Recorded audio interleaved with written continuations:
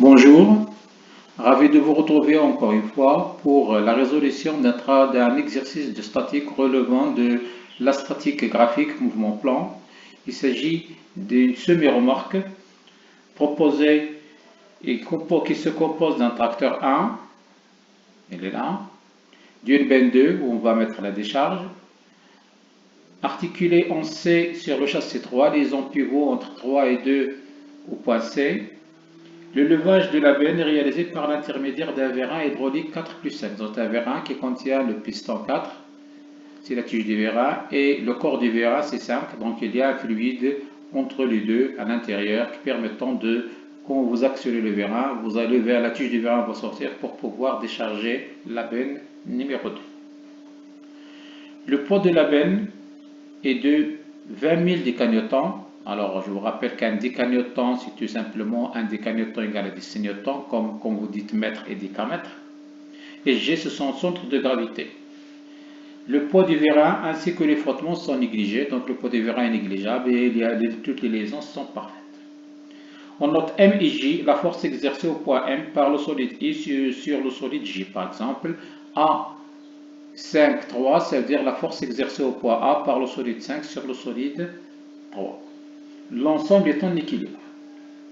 Alors, question numéro 1. On vous demande d'isoler le vérin 4+5 et en déduire le support de la force B de 2 sur 4. Alors, quand il s'agit d'un travail de statique graphique, deux grandes choses à retenir. Si le solide est en équilibre sur l'action de deux efforts, les deux efforts sont directement opposés. Ça veut dire tout simplement que leur support, c'est les deux points d'application. Vous avez joint deux points d'application. Ils ont la même direction, même support, et leurs sens sont opposés. Deuxième situation. Quand un solide est en équilibre sur l'action de trois forces, les trois forces sont coplanaires, même plan, concurrentes en un point I, et la somme des trois vecteurs des trois efforts égale à 0 et elles sont sur le sommet d'un triangle. Alors revenons sur la question du sujet. Isoler le vérin 4+5. Alors quand on va isoler le vérin 4+5, on voit bien, alors je vais entourer 4+5, il est là, c'est le vérin. Il est en équilibre sous l'action de deux efforts. Un effort au point A exercé par 3 sur 5 et un effort exercé au point B par 2 sur 4. N'oubliez pas que l'effort à l'intérieur entre 4 et 5 est un effort intérieur, on ne va pas le retenir et le poids est négligé. Et donc, solide au système en équilibre sous l'action de deux efforts, les deux efforts ils sont directement opposés et leur direction c'est directement la droite AB.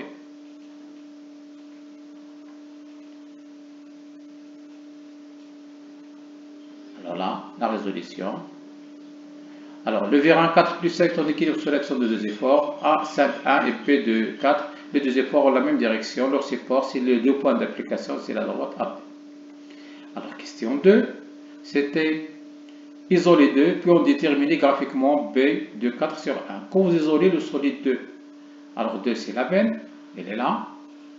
Alors la benne, elle est en équilibre sur l'action, elle est là la benne, sur l'action de 4 sur 2 au point P, le poids G, le poids Px exercé au point G, et vous avez aussi l'effort de 3 sur 2 au point C. Alors donc, la benne est en équilibre sur l'action de trois forces. Les trois forces sont coplanaires, concurrentes et leur somme égale à 0. Alors toujours pour ce genre de situation, on doit connaître complètement un effort. C'est le cas, on connaît le poids, il s'exerce au point G, dirigé vers le bas. La norme, c'est 10 000 décanotants. On a déjà déterminé dans la question précédente l'effort exercé par 2 sur 4 est porté par la droite AB. Maintenant, on cherche l'effort de 4 sur 2, c'est l'inverse, mais la direction est toujours la même, c'est la droite AB. Et au point C, je ne connais pas l'effort, c'est ce que je devrais déterminer.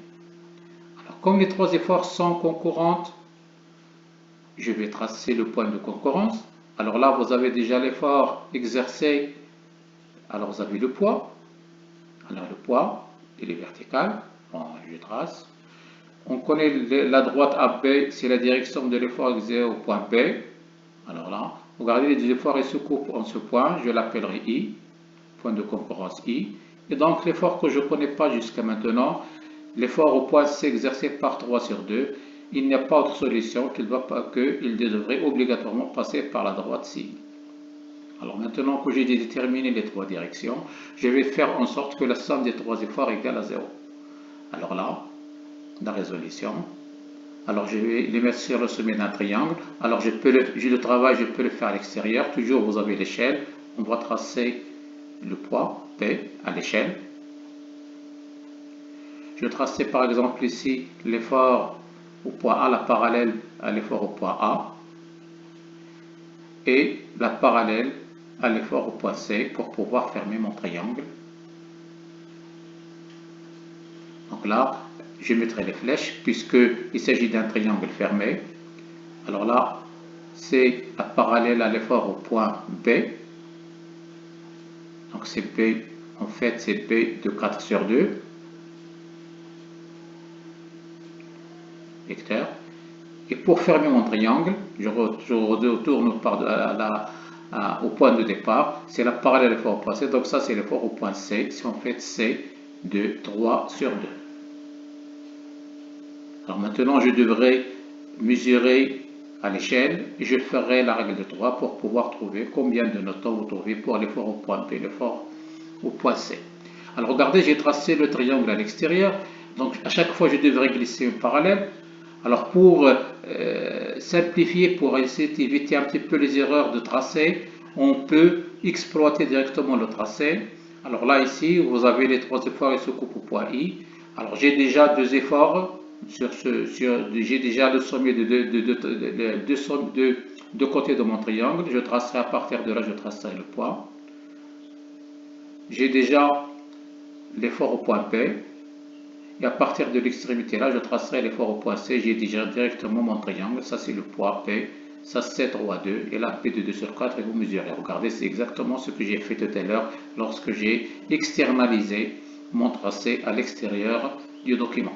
Je peux le faire directement sur le document, directement à l'intérieur de la figure, comme je peux le faire à l'extérieur. C'était le cas ici. C'est exactement la même chose. Regardez, P de 2, 4 sur 2. Elle est vers le haut. Elle est là. Et C de 3 sur 2, il est vers le haut aussi, il est là, C 3, 2. Regardez, mon triangle fermé, partez à partir de l'origine, le poids plus C plus B égale à 0, et vous mesurez, vous portez à l'échelle, vous trouvez à peu près B de 4 sur 2, 5000 décanewtons. Alors, la question 3, sachant que la section utile du piston S égale à 315 mm², déterminez la pression du fluide injecté dans le vérin. Tout à fait normal. Il y a un vérin qui devrait soulever la charge. Quelle est la pression faut-il mettre, la pression de fluide qu'il faudrait mettre pour pouvoir faire sortir la tige du vérin, permettant ainsi de décharger la main 2.